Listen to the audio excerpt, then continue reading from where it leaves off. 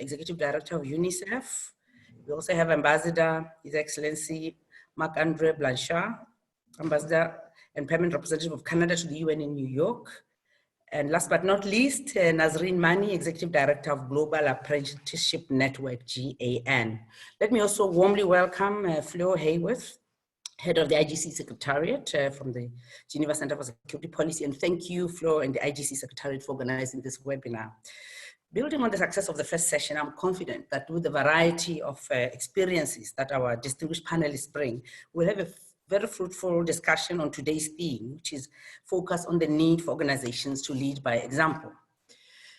You will recall from the concept note that the webinar intends to be solution-oriented. That is, panelists will focus on exploring actions and approaches to be adopted in the short and longer term by decision makers. As we learned last week, the COVID-19 emergency response measures that are not gender sensitive and gender responsive are likely to worsen already existing inequalities. I need not repeat these inequalities in any detail. I think we know them all, but they do deserve mentioning, just to remind us that they've been with us for much too long. They include women's access, limited access to productive resources, low wages, unpredictable incomes from the informal sector, and limited participation in decision-making, among many others, regrettably. Women in developing countries, as we all know, face particular and worse inequalities in society. Statistics show that 95% of women in South Asia, 89% in Sub-Saharan Africa, and 59% in Latin America are in informal and insecure jobs, subsistence farming, seasonal workers, and domestic work. This is why the concept paper for this webinar observes, and I quote, "We are already witnessing the critical yet undervalued role women play in mitigating the impact of this global pandemic on our communities and the disproportionate negative impact upon them. At the front lines of the health response and community service provision, many women are without basic protective equipment, and their voices are not being heard. They are also victims of a surge in domestic violence under quarantine measures, an increased care burden as schools shut, and greater financial insecurity," unquote. To mitigate disproportionate gender impacts, it's important to ensure dedicated investment to support the economic empowerment of women. I'm sure we can all agree, be it those involved in casual labor activities or small business and informal traders. This would clearly help to alleviate their heavy unpaid care roles and low-paying work roles during crises such as COVID-19. In today's discussion, we'll be looking at ways to institutionalize gender mainstreaming in our organizations so as to strike a balance between achieving strategic goals and diverse staff needs and interests. Let me reiterate three important lessons and factors to consider before I invite the first panelist. First of all, strong leadership and commitment, especially at the country or organizational level, through the development of explicit gender policies or gender mainstreaming strategies, because this helps guide public and private institutions and enterprises on gender mainstreaming by outlining principles, standards, and actions that promote gender equality. In my own country, Botswana, the government has made bold commitments through its National Vision 2036 and its medium-term national development plans to mainstream gender with a view to contributing towards an inclusive society and the attainment of sustainable development. These national policy documents then feed into government, private sector, and civil society policies and programs. A national gender policy and institutional framework for gender mainstreaming has also been adopted to guide, monitor, and evaluate progress in different sectors. Clearly, easier said than done, but the intentions are important, and we must put strategies in place, resources in place to deliver on these promises. Secondly, I'm sure you will also agree, and we will hear from the panelists, improving gender balance in leadership and equal pay, important elements for organizations as they reduce women's economic vulnerabilities during crisis. That way, women can be better placed to make independent decisions about their sexual and reproductive health and avoid domestic violence situations. We have all learned that during lockdowns caused by COVID-19, it has come to light that globally there's an increase in incidents of domestic violence, which should come as no surprise, since we already know that the home is not necessarily the safest place for all women. Consequently, and in addition to existing measures, we in Botswana have developed a COVID-19 national response on gender-based violence to ensure safety of women and children during this period through the provision of helplines, safe housing, and psychosocial support. This, and I'd like to emphasize, is being done in consultation with civil society organizations, which, like is the case in many countries, have always led initiatives in this area, and the private sector has responded with much needed funding. So against this background, and in the context of COVID-19, and before I pose specific questions to our panelists, two general cross-cutting questions arise for our consideration in this panel. First, how do organizations balancing strategic goals and the diverse needs of staff during this difficult time ensure that the care burden can be shared and that working practices are inclusive? Second cross-cutting question, how can this disruption become a driver for positive change and enable greater learning, upskilling, collaboration, innovation, and creativity? Let me now address specific questions to our panelists, starting with Thomas Greminger. The first question specific question I'd like to direct at you, Thomas, is that this crisis has highlighted the need for women and men to be leading decision-making together. Yet gender parity can be hard to achieve in traditional male-dominated areas such as politics and military security. Can you tell us more about the OSCE's gender parity strategy and whether the measures you have put in place to create an inclusive organizational culture supported you during the current crisis? And have you had to adapt? And I think secondly, and related to that first question, the disruption has put a particular strain surely on parents who are now responsible for homeschooling. What steps has the organization taken to ensure that staff can balance work-related priorities and personal needs? Thomas, you have the floor. Sure, thank you, Ambassador. Good afternoon, dear colleagues, ladies and gentlemen. Thank you so much for making me part of this webinar. Let me immediately turn to your first question. The OECD gender parity strategy is part of a broader reform agenda entitled Fit for Purpose that I launched for the organization about 3 years ago when I started my assignment as Secretary General of the OECD. I felt that ensuring that we have an inclusive and gender responsive organizational culture is a key element for the OEC's ability to meet the challenges of the years to come.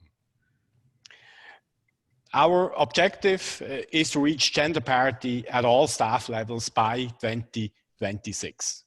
Now you may think, well, 2026, that's not particularly ambitious. Well, I think it is, considering that we operate in at least partly very male-dominated sector, like military security, police, border management, etc. And bearing in mind that we depend a lot on secondments by participating states. And currently, what we see is that only 30% of all nominations to seconded posts are women. So 2026 seems to be realistic and ambitious at the same time. To get to gender parity in 2026, we are focusing on 3 dimensions. First, on talent management. Second, on leadership and accountability. And third, on an enabling work environment. Now, what does this mean in practice? For one, we are working hard to attract a higher number of qualified women and men to specific grades and areas of work where they are currently underrepresented. For example, in the political military dimension of our work, we have organized targeted outreach campaigns. We also continue featuring women in specific functions and leadership roles on our website, which includes a special section on women at the OEC. And we also partner with other organizations and international women networks to build our female talent pool. Now, since adopting the gender parity strategy in July of last year, we have seen some encouraging progress. Of 35 appointments for international contracted officials, more than half, 51%, were women. Of 11 appointments for senior management positions, 65% were women. And in the last wave of leadership vacancies, 4 out of 5 director positions were filled by women. And so I have now gender parity in my directors committee of 8. And I think this gives us indeed encouragement to press on. In terms of leadership and accountability, all OEC managers are now obliged to report against a gender objective in the performance management process.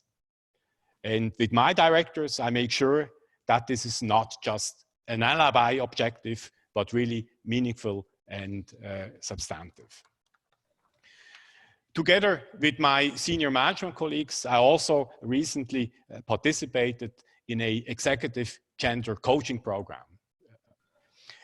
This gender coaching program allowed us to shape a common understanding in the senior leadership of our organization of what we want to achieve together in terms of gender mainstreaming. And it allowed me to prepare the ground for launching this gender parity strategy last July. Another example, in February this year, we ran a bias month campaign, trying to sensitize all staff, management and non-management staff on recognizing and working with bias. Now, in terms of promoting a professional work environment at the OEC, we have strongly benefited from our participation along with 30 UN and affiliated agencies in the Safe Spaces survey on sexual harassment. The results were quite impressive. They showed that we need to act. We developed new internal instructions and in cooperation with the United Nations introduced mandatory online courses for all staff, one on preventing sexual harassment and a second on creating a harmonious work environment. The OEC Men Engage network is also looking at these issues. Members of the network, to which I belong, commit themselves to act as role models and to fight harassment of any kind. And in terms of the current crisis, earlier measures to put in place a more flexible working environment have clearly helped us adapt now in recent weeks. Before the crisis hit, some of our managers and staff questioned the effectiveness of remote working. But clearly, the last 6.5 weeks have proven the skeptics wrong. And with almost all of our staff working remotely, we have seen that it works. And I believe that we will see its use expand quite dramatically in the years to come. And I think this is quite an explicit answer to your second cross-dimensional question. This takes me to your second question.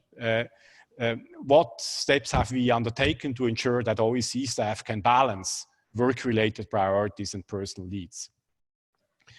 Clearly, with almost all of our staff now telecommuting, it is more important than ever to consider gender implications of home office and work-life balance.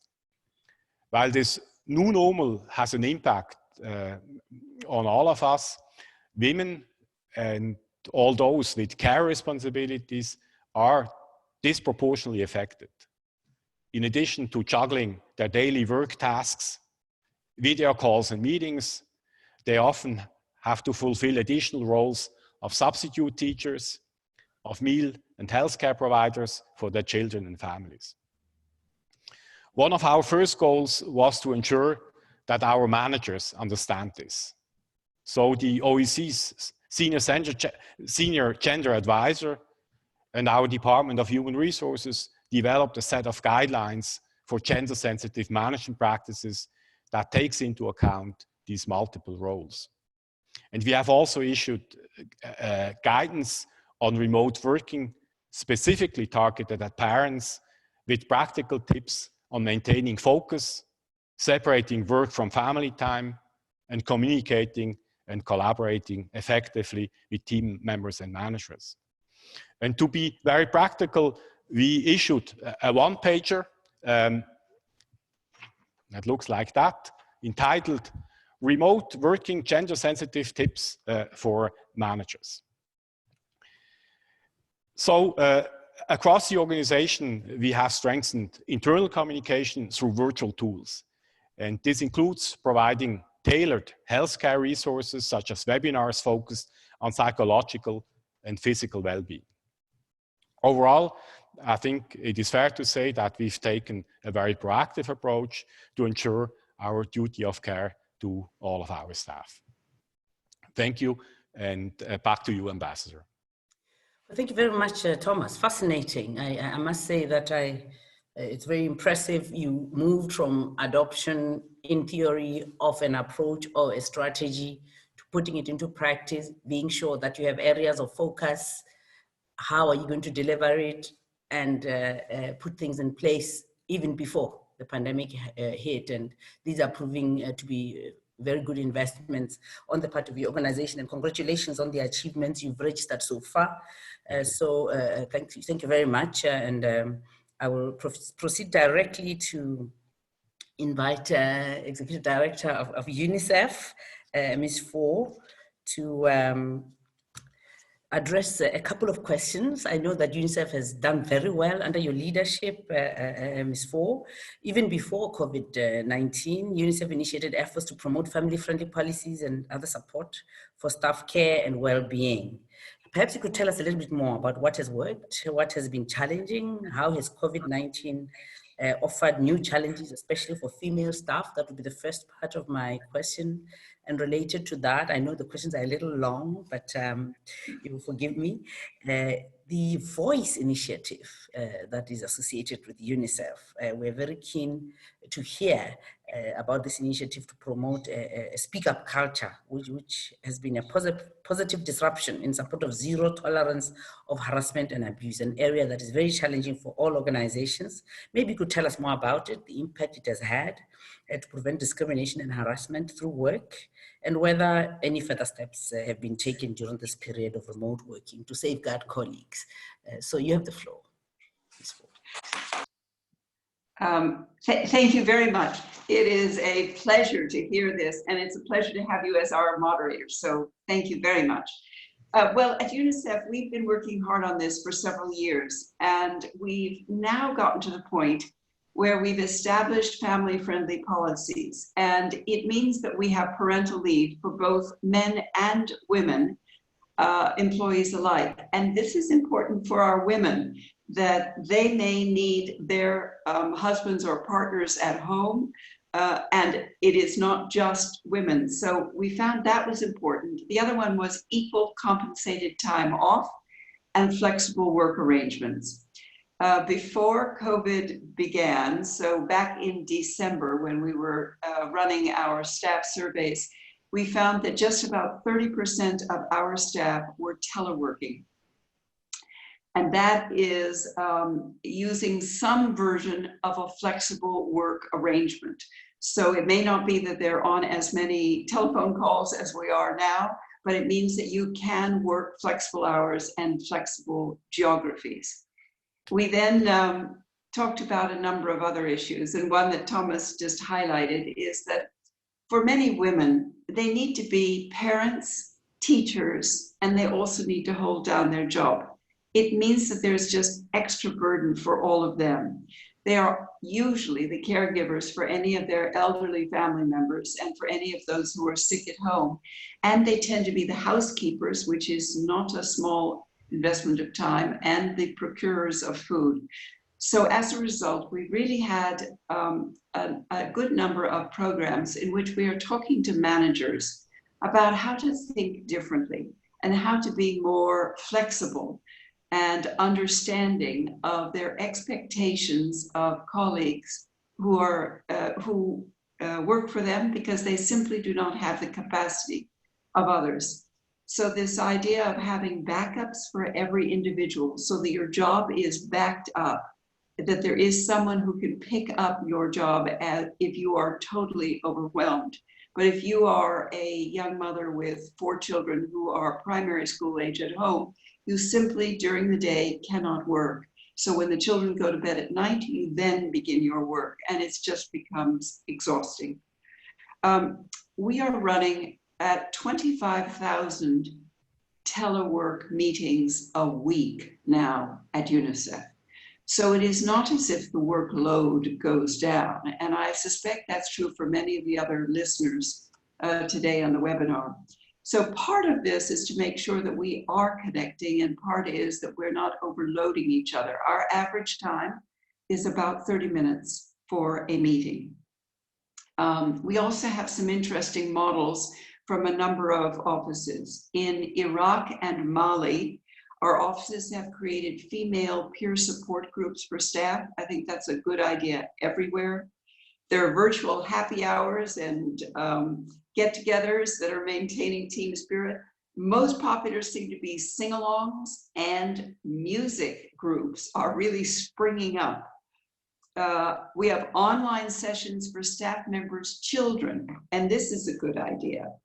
We have online counseling sessions to help staff members cope with the new pressures, and there are regular surveys that we can then monitor and support everyone's well-being. And the well-being is everything from how they personally are doing if they need help, but it's also, do they have all of the IT tools and communication tools they need to be effective at work. We need to do more, as we're now thinking about phased return to work for some of our offices. So we've set a checklist of what is deemed important to know before someone heads back to work. So it is your personal situation. We are trying to do it around the individual, not around what their work is. So do they need to commute via public transit? If they are at higher risk to exposure to the virus, whether their office-based work is really essential, or if they can do it as teleworkers. Are schools open? And if they are, is there childcare for after work? Is there elder care? And we ask our supervisors to understand this so they understand the individual situations. Ambassador, you mentioned that intentions are important, and that's what we're trying to get to our supervisors and managers, that it's a very individual activity for them. We also would love to hear from other members of the IGC network on things that they're doing for family-friendly policies. We gather them together, we put them on our parenting hubs, we put them on our advice to corporations and organizations, and we have a guidance out that we've done with UN Women and with ILO that supports employees and families. So come look at the guidance, and it's available for everyone. Ask us if you're not getting a copy. And then, Ambassador, to your second question on the Voice Initiative, this is one that came out of our staff association. It is both local, it is for a country, it is for a field office, it is also regional, and it is national.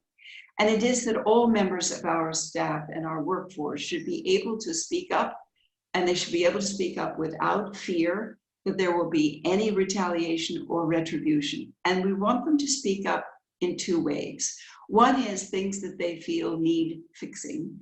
And the second is their ideas and solutions. We want to hear their voices. We want them part of it. The United Nations can often be very hierarchical. And if you are not high up in the hierarchy, you do not feel that your voice is very important. But we feel everyone's voice is important. So the Speak Up initiative, the Voice Initiative, has been very helpful for us.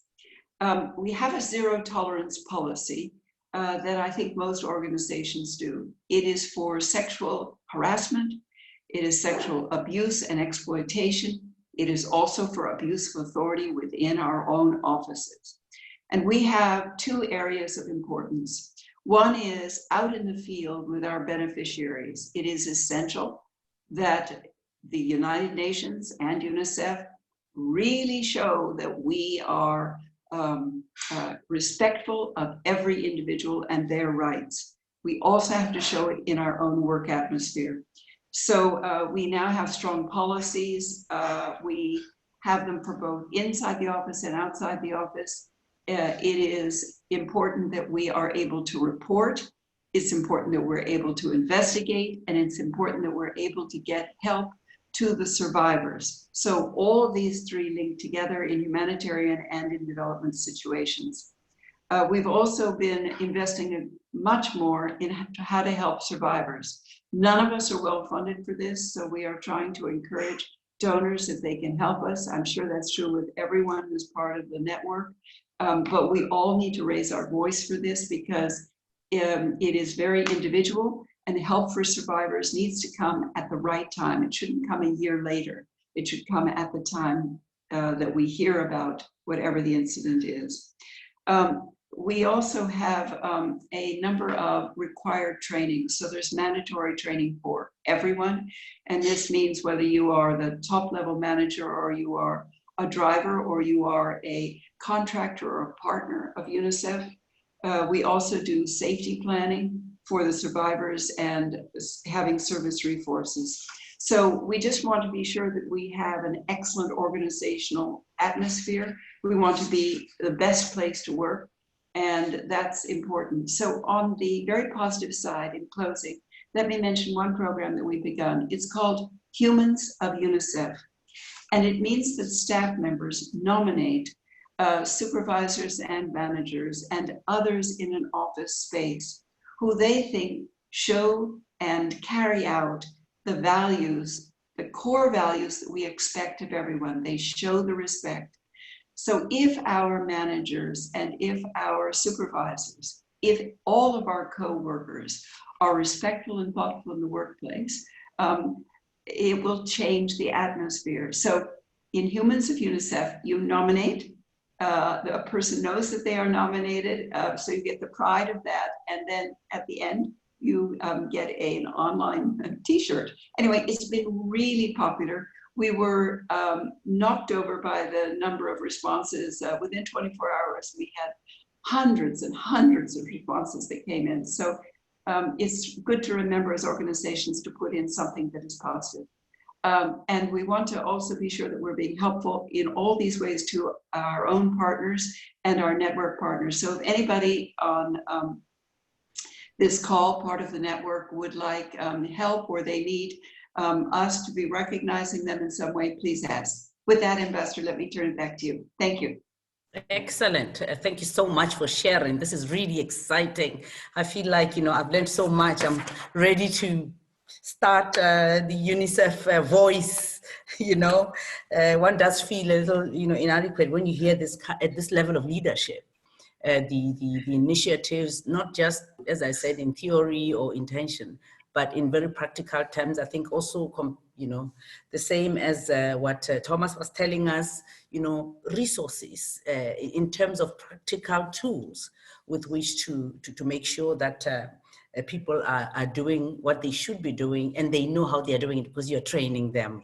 And I just also want to congratulate you for this idea of incentives, rewards. Even though they are doing what they should be doing anyway, I think it's important also to praise and to reward and incentivize people. So thank you very much for your fantastic leadership. I'm sure in the UN system, UNICEF is one of the star performers in this regard. This is what we've heard, and certainly you've confirmed that. So merci beaucoup. I would like now to move on to ask Ambassador Blanchard a couple of questions. From a mission perspective, Ambassador, Canada has been extremely committed as an actor in advancing gender equality in the workplace, including with the adoption of your mission's gender pledge in 2018. You could perhaps tell us more about the pledge, whether it has helped you adapt to the current crisis and the increased demands on flexible working, telecommuting, childcare, and whether you are finding any challenges that are hard to address. That's one set of questions. The second is from a country perspective. How is Canada ensuring that the policies undertaken to support businesses and organizations are gender responsive? So we're happy to hear from you, Ambassador. Thank you very much. I'm so happy to be on this panel. It's thank you very, and thanks to the other members of the panels. And I was really inspired by what Thomas and Henrietta have been saying.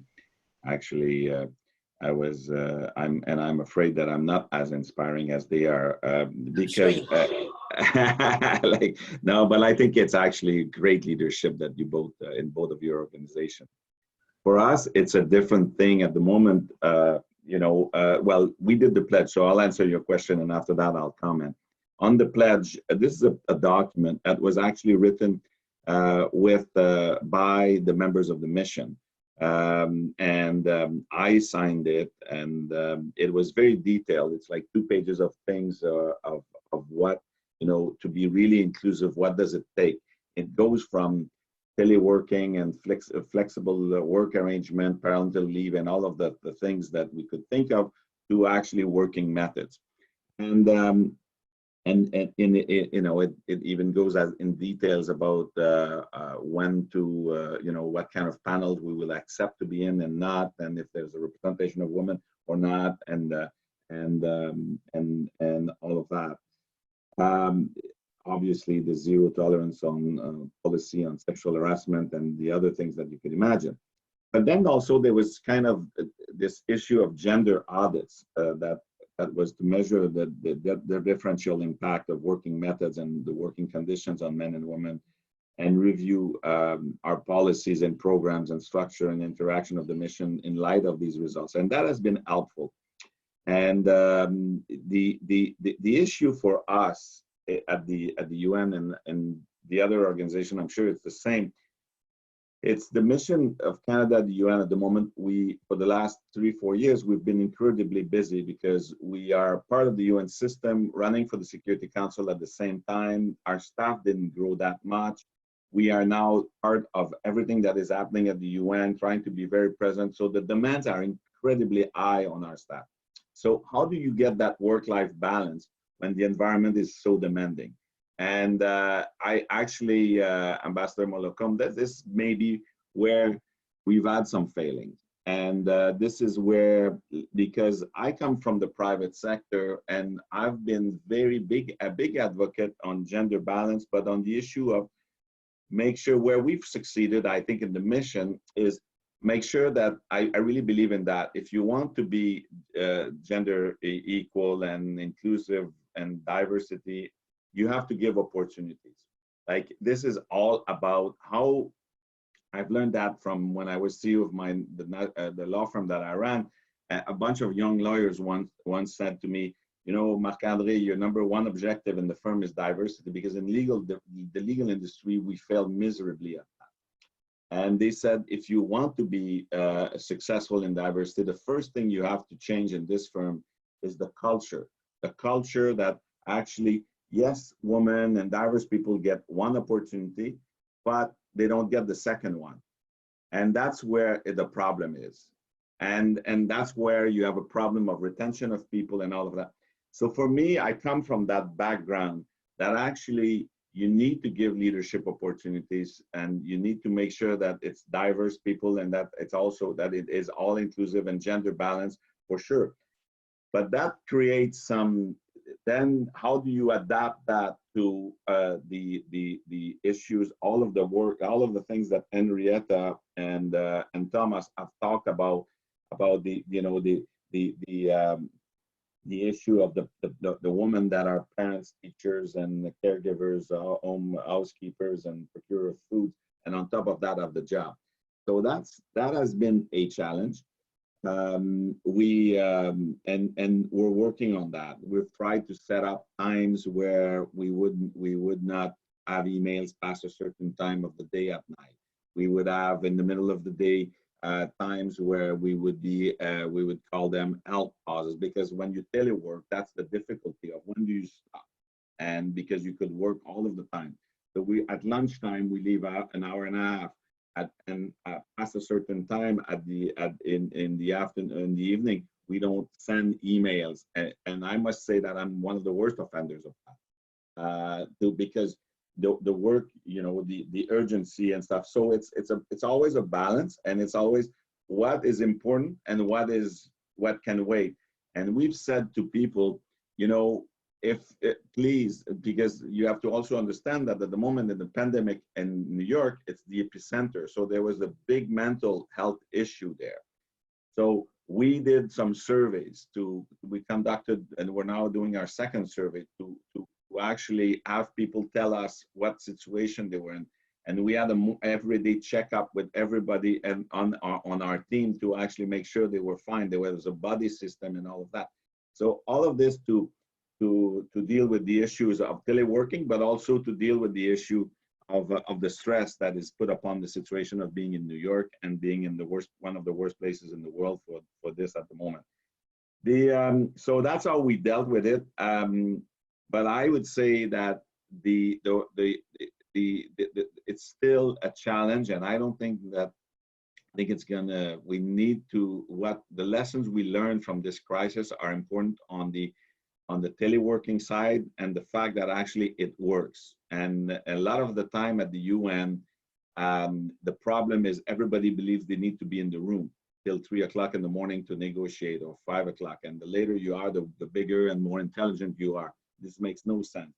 And so this is changing now, and let's hope that we'll get that as a win out of this crisis. Come finish on Canada and the crisis. You know, it's just, I'll tell you one thing. Like you can imagine what we did in Canada. We have a prime minister that claims that he's a feminist. We have a balanced cabinet, a gender balanced cabinet. We have our vice prime minister who is leading, coordinating the efforts on COVID. That is actually Chrystia Freeland, a woman. It is it is at the center, and the prime minister has asked the minister of the status of women to actually, make sure that she was coordinating a gender-based analysis plus lens to the COVID-19 economic response plan that we've put forward. And then this is the biggest plan, biggest stimulus package ever by the Canadian government. It represents 10% plus of our GDP. It's just massive. And but the gender lens is at the middle of it. And one thing the prime minister has been incredibly good so far in Canada, and it's been a very good thing, is the measure that have been put in place have been we've been very sensitive to make it more inclusive, like to get out of this with a more inclusive society. And so far, it's actually what has been announced with respect to women or to seniors or students or like all of the sectors. And actually, that has been a good story so far. Will the impact be there? Well, let's cross our fingers, but like just show you how bad it could be. We have recent data that shows in Canada that in the last month, women of core working age between 25 and 54 lost more than twice as many jobs as men in the same age group. We knew that women were in more fragile jobs, but like there's twice as much women that lost their job than men. And I when I read that, I was shocked myself. And that we're still there. It just shows you the amount of progress we still have in a country like Canada. Even like we have 1 woman out of 10 in Canada that is concerned about the possibility of violence in their home.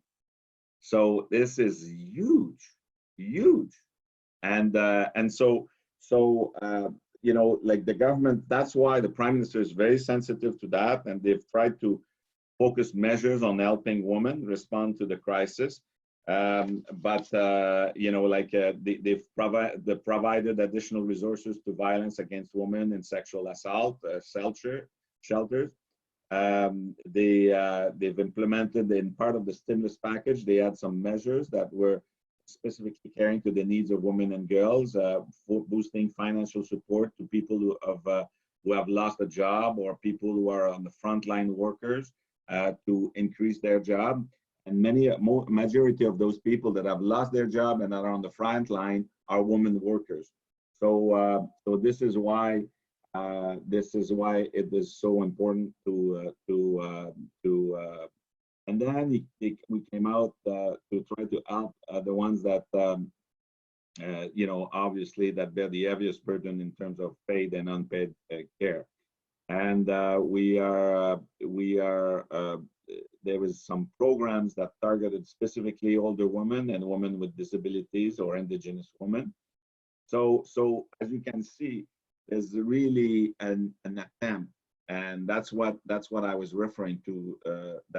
Actually, it's quite extraordinary to see that, to actually target the measures and make it more inclusive, because we have inequalities like everywhere else in the world, and we're trying to bridge the gap. And I think this crisis may be helpful with that. I'll just leave you. Our Prime Minister said a few days ago, and I thought it was good, if this crisis has laid bare the gaps that still exist for too many Canadians, it has also given us an opportunity to address them and make our country a more inclusive and equitable place. So that's the philosophy that is behind all of that. So, well, thank you, and I hope it's helpful, but thanks for the discussion. Thank you very much, Ambassador. Canada has, of course, been exemplary to many of us watching. I know you are sharing challenges as well, but I must say that even the figures on violence against women or domestic violence that you have cited, and I know that 1 out of 10 is one case too many, but as you know, concerns of domestic violence and violence against women all over the world are huge, and we're aware of huge numbers. I mean, I used to call it an epidemic, a violence epidemic in my part of the world, in Southern Africa. And so we really do commend Canada, and the leadership of your Prime Minister, I think, is well known and recognized. You've reminded us of the importance of ownership by employees. Your private sector background has also taught you, and you've taught us how it is important to be very targeted and look at the work-life balance. And once again, culture change. I'm a lawyer myself. All my jobs have been in justice. I know just how traditional and conservative the legal profession is. And I'd like to commend you for being able to bring those kinds of changes, even in a setting as difficult and conservative as the legal profession. So thank you very much for sharing, and for also sharing with us how things are working for you in New York, and that we don't need to be sitting in rooms with hundreds of people to be able to do work. Hopefully this is the silver lining we will be getting from this pandemic. So thanks a lot. On that note, I will move directly to Ms. Mannie and ask you a couple of questions. First of all, COVID-19 clearly having and will continue to have enormous implications in the world of work. I'd like to ask you, what are emerging as the biggest challenges for your members and partners? You mentioned working with quite a number of partners and the nature of your organization in the public and private sector. What are the implications for people and skills for the future? And do you foresee a differential impact on women and men? That's the one set of questions. And secondly, are there any good practices emerging? Because remember, we all would like to learn from each other and how we can adapt to the challenge without leaving anyone behind. We would be very interested to hear from you on these issues, Nazrene. Thank you, Ambassador. And I think huge congratulations to the panel members, because each one of them have outlined so many areas of good practice and models that we can all emulate. And I think it's great to have an opportunity to learn and share from our peers. I think for context, to explain, the Global Apprenticeship Network, GAN Global, was founded in 2012 as a response to the massive youth unemployment crisis that emerged from the last global financial crisis. And in less than a decade, we're sitting in a very similar position where we're dealing with massive fallout. But I think the key issue here is the opportunities that we find. But to your first question, I think undoubtedly there are huge challenges in the world of work. So our partners are in the main the international development agencies, the ILO, the OECD, UNESCO, Business at OECD, International Organization of Employers, along with the private sector. So, these are entities that are dealing with the fallout, but also trying to find policy and solutions in practice. But it's clear that COVID-19 is not just impacting our health. We're seeing the impact on our daily lives, on economies, and particularly for the work that I'm involved in, the labor market and the education sector. And the stats are showing that as of last week, April 20, there are more than 1.5 billion children and young people who are unable to attend school and universities, with schools closed in 191 countries. Now, immediately, that will have an impact on the pipeline of people wanting to enter the labor market in a few years' time, or even in this year and next year, in the immediate future. But more importantly, in terms of the gender dimension, it's for 743 million girls out of school. And I think our big challenge with that is, what will it mean for adolescent girls, young women wanting to work through their education, wanting to complete their education, not having the opportunity to complete school, to complete university, and then further exacerbating the divides in the labor market. The GAN's focus on workforce development is one that looks across the pipeline. So new entrants into the labor market, as well as those who need upskilling, reskilling, and new skilling amongst the existing workers in the labor force. But if this is the fallout in terms of these very significant numbers, I think the concern is, how do we make sure we equip young women and girls with the necessary skills to become meaningfully employed and even employers in the labor market going forward? But then there's the other issue around exacerbating the gender gaps in education, the issues of sexual exploitation, early and unintended pregnancies, which we know research has shown that if girls are in school, it's a huge mitigating factor in unplanned pregnancies, and then the issue of child and early and forced marriages. You and I both come from Southern Africa. We know on the continent these are massive issues, forced marriage, forced labor, and exploitation of women. And it's not just in Africa, it's now across the world. And these are important issues that we need to have solutions for out of COVID and beyond. At a business level, I think we all understand the global volatility and the uncertainty in business. Everyone is talking about this new normal. I think we must be careful to ensure that the new normal doesn't further entrench divisions. Several of our panelists have spoken about the work-life balance. I think we can all agree it's a myth. There is no balance. And in fact, this work from home experience has shown that we're working at all hours. We're sitting on webinars because of time differences till late in the evening or really early in the morning. And I think it's very important to ensure that we have boundaries and structures and the policies that are in place to support those boundaries. It's also important that we understand what the imposed stay-at-home limitations mean in terms of travel. What does it mean for business meetings that are now online? I think Ms. Fore gave a startling number, 25,000 at Unicef on a weekly basis. I think that's quite an enormous time pressure, but I suppose it also shows how many meetings we do have in the normal course of business, and perhaps we can manage those transactions and those engagements virtually going forward. I think we must note that in the last decade there has been lots of progress made in terms of students who've been able to access the world of work, who've been able to move through into new forms of learning. I think the big issue at the moment, with schools closing, with universities closing, and with workplaces not being in the work, how do we manage learning? How do we manage learning and development, continuing education? And we know that there are many moves to digital learning, but I think our big concern, and we raised this with partners at UNESCO recently, and a recent webinar that the GAN hosted on digital skilling, was the fact that there is limited accessibility to digital skilling in many countries.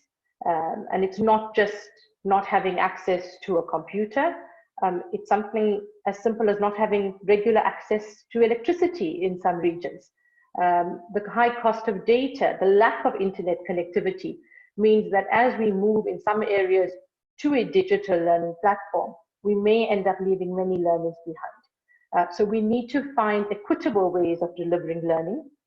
We need to make sure that we find different mechanisms, different modalities. So I know in South Africa, for example, now learning is happening on community radios, on television, to supplement the digital learning. At the same time, it means that we're also looking at marginalized workforces, because those of us in white-collar roles who have access to the physical technology, to the infrastructure, such as this webinar provides, are able to continue with our work in quite a normal way. In fact, a lot of us are busier than ever. But what does that mean for blue collar, frontline workers, first responders who cannot work from home, but who also need to be upskilled and reskilled? And I think our first speaker spoke to the overwhelming gender dimension in many of these areas of work, and how do we ensure that when we're looking at the gender parity and the divisions that may emerge, that even there we take the skilling issue forward. But I think I'd like to also focus on what the good practices are, because there are several that are emerging. I think the adaptability strategies are very innovative. I think we have the opportunity to move beyond COVID and find solutions.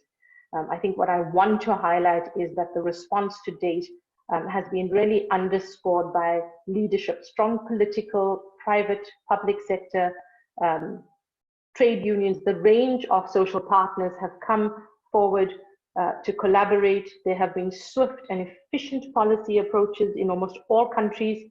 I think it's quite amazing for those of us who've been in this space and know how long negotiations on policy can take, that most of our member countries, in a matter of days, have put policy into effect. So it's a wonderful trend, and I'd like to think that lots of these policies that we need in the education and world of workspace can also be pushed forward so that there's rapid and meaningful response. I think it's also highlighted the need for the multilateral and private partnership approach. I think SDG 17 is probably now more important than ever in terms of providing a platform for solutions to COVID-19. And clearly the gender dimension is key when we're looking at such solutions. And I think importantly, what we've seen is the need for deep community level engagement.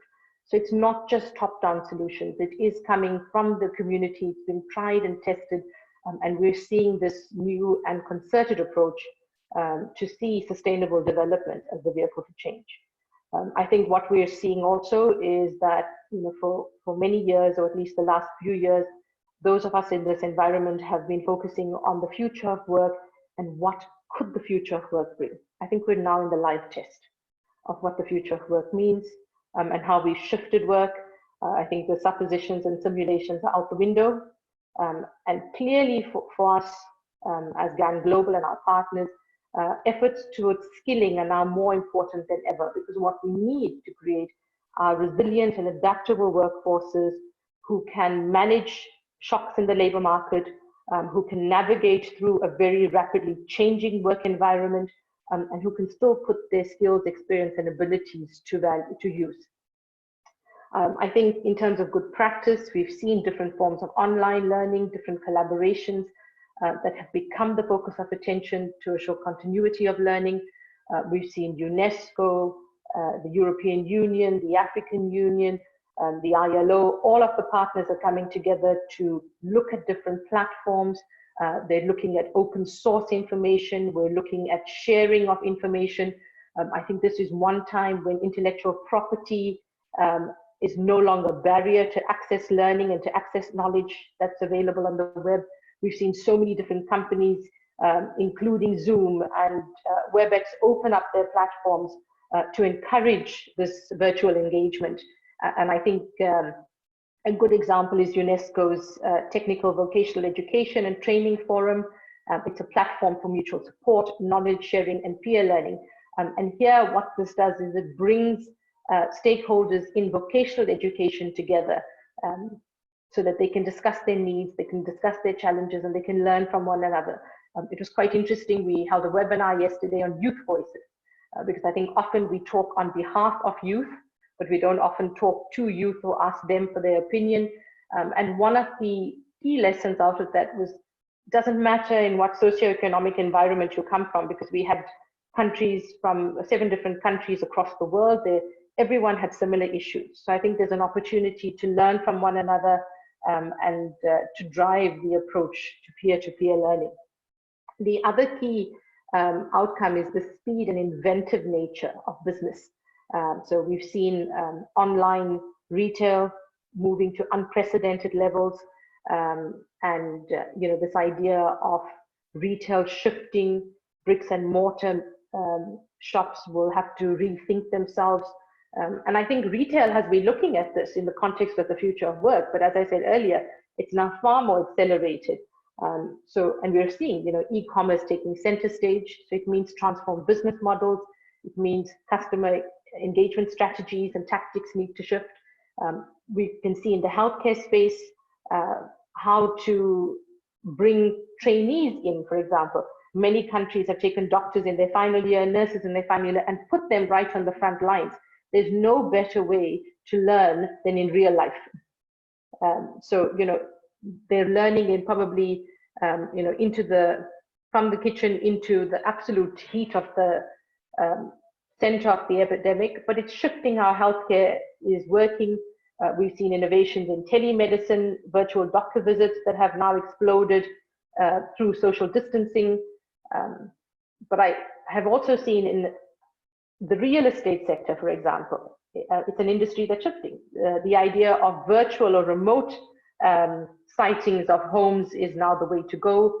And it's also clear that this will have an impact directly on recruitment, selection, retention, as well as the issues of upskilling, reskilling, and new skilling. And an important issue here is how we treat new entrants in the labor market. So that whole cohort of young people who've been impacted on by the closure of schools and universities, when we ask them what has their work experience been, we need to shift our thinking as employers from traditional ways of how work experience can be gained. For the GAN itself and our work with learning professionals, we've seen a massive shift from face-to-face learning to remote and virtual access. This idea of a virtual classroom that is customized to people's learning needs. I think we, again, have to shift pedagogically to new learning and teaching methodologies, especially in this adult learning space. And how do we build on people's knowledge and skills so that even traditional training, such as apprenticeships, which is largely face-to-face, largely practical and on the job, that training is happening at the moment in a simulated or virtual manner. And I think it's really astounding how innovative people have become in this space. And we're seeing the good practice from companies. We're seeing that these rapidly changing labor market shifts and the skills that the workforce has to adapt to is being supported by companies. The inclusion of support measures for apprenticeships in many stimulus packages is a demonstration of government commitment to learning and development. We've seen innovations in onboarding, the use of virtual apprenticeships, and this shows that workforce development and training can take place even during unprecedented times such as this, where physical contact is limited. And I think, again, I just want to emphasize that we're seeing out of this the need for collaboration and partnership at this multilateral level, the community support for education. Ambassador, you'll understand the meaning of Ubuntu. I think the community spirit we're seeing across countries. We're seeing now in practice where the African proverb, well, it takes a village to raise a child, is coming to the fore, because everyone, not just teachers, have to practice being involved in the education of their children. I think perhaps one positive out of the crisis is that flexible work arrangements can start supporting the gender parity approach. Perhaps with many fathers now being at home, there's a shared childcare responsibility. We'd like to see these approaches start to erode social norms, issues of patriarchy, and can shift what is traditionally a lopsided distribution of labor in housework and childcare. And I think post-COVID, we want to ensure that women's participation in shaping policies and intervention remains central.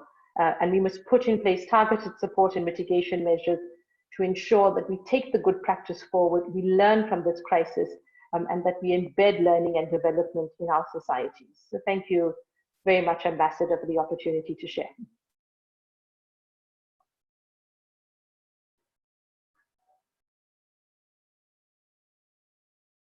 Ambassador, you're on mute. Question and answer series, but all very, very interesting inputs. And I look forward to hearing your responses to the questions that will be posed. Flo, you have your Q&A now starting. Thank you so much. And thank you to all our community for participating and to all our panelists for speaking so eloquently and so honestly about some of the challenges that are being faced. This recorded section will now come to an end.